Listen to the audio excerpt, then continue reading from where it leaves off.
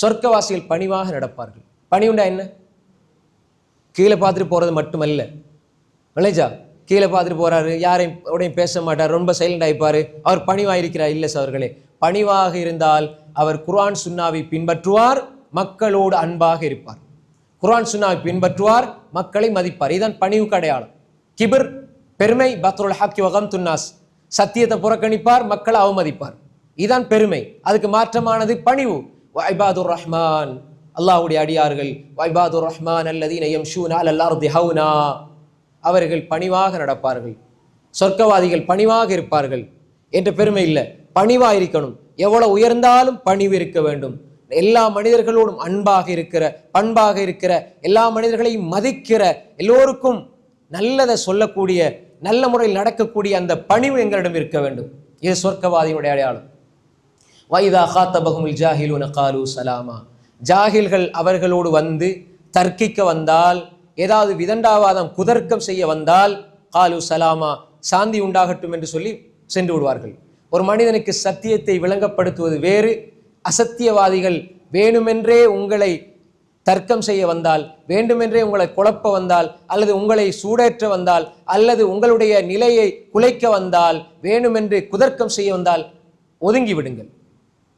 ஒரு ஆள் மார்க்கத்தை படிக்க வராரு, கேட்கிறாரு, நீங்க சொல்லிக் கொடுங்க. அல்லது தெளிவுக்காக அவர் ஒரு கருத்தை சொல்றாரு, நீங்க விளங்கப்படுத்துங்க. அடிப்படை தெரியாமல், காரணம் இல்லாமல் உங்களோடு வீணாக விவாதிக்க வந்தால், வீணாக பேச வந்தால், வீணாக தர்க்கிக்க வந்தால், நேர விரயம், அதை கருத்தில் கொண்டு வைதா காத்தபகுமுல் ஜாஹிலூன காலு சலாமா, சலாம் என்று சொல்லி ஒதுங்கிருங்க. இன்னைக்கு நிறைய பார்க்குறோம், அவருக்கு அலிஃபும் தெரியாது, பாவும் தெரியாது, குர்ஆனும் ஓத தெரியாது. ஆனால் அவர் என்ன செய்வார்? இமாம் புகாரிக்கு பாடம் எடுத்துக்கிட்டு இருப்பார். இந்த மாதிரி பல பேர் இருக்கிறாங்க. ஷைத்தானுடைய தலையில் எப்படி போட்டிருக்கிறான்டா, அவர்களாக அறிவாளி என்று நினைத்து கொண்டு உலகத்தில் இருக்கிற எல்லாரும் வழிகாட்டில் இருக்கிறார்கள், எல்லோரும் பிழையில் இருக்கிறார்கள் என்று சொல்லி ஆதாரம் இல்லாமல், அடிப்படை இல்லாமல் பேசக்கூடியவர்களை நாங்கள் பார்க்கிறோம்.